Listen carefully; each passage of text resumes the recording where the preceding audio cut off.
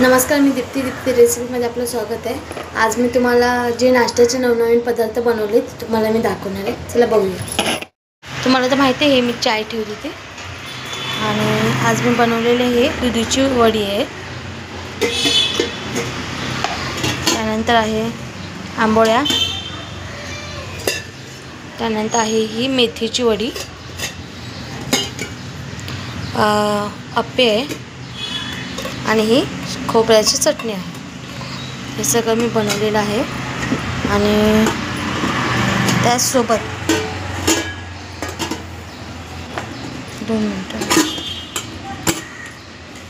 त्यासोबत ही शेंगदाण्याची चटणी आहे, लोणचं आणि थोडेफार मी पॅकेट्स भरून ठेवलेत। कोणी आलं पटकन मागितलं तर पटकन द्यायला बरं, म्हणजे चटणी बनेल।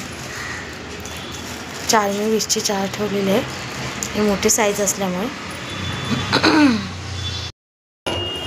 तर तुम्हाला माझी आजची रेसिपी कशी वाटली, आणि मला ज्या रेसिपीचं तुम्हाला जे पदार्थ बनवले त्याची रेसिपी हवी असेल तर मला लाईक करा, शेअर करा, कमेंट करा, आणि बेल आयकॉनचं बटन दाबायला अजिबात विसरू नका।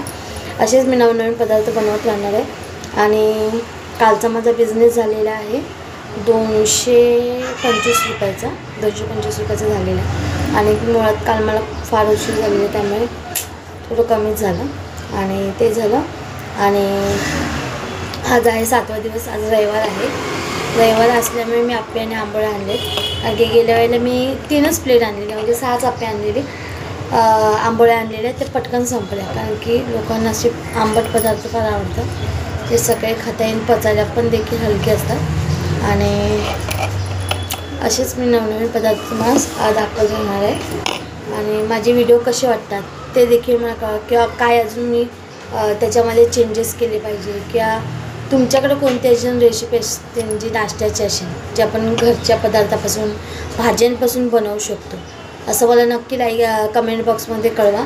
म्हणजे जेणेकरून जे पदार्थ जे आपण मराठी आहोत, जेवढे पदार्थ आपले घरचे भाज्या वगैरे याच्यापासून मुलांना आपण देता येईल, म्हणजे टिफिन वगैरेमध्ये आपण देतो, तसे आपण मुलांना खायला देऊ शकतो, ते मजेशीर प्रकारे बनवून, असं मला नक्की कळवा। आणि रेसिपी म्हणजे सांगा मला कमेंटमध्ये। नमस्कार, आणि असेच व्हिडिओ मी बनवत राहणार।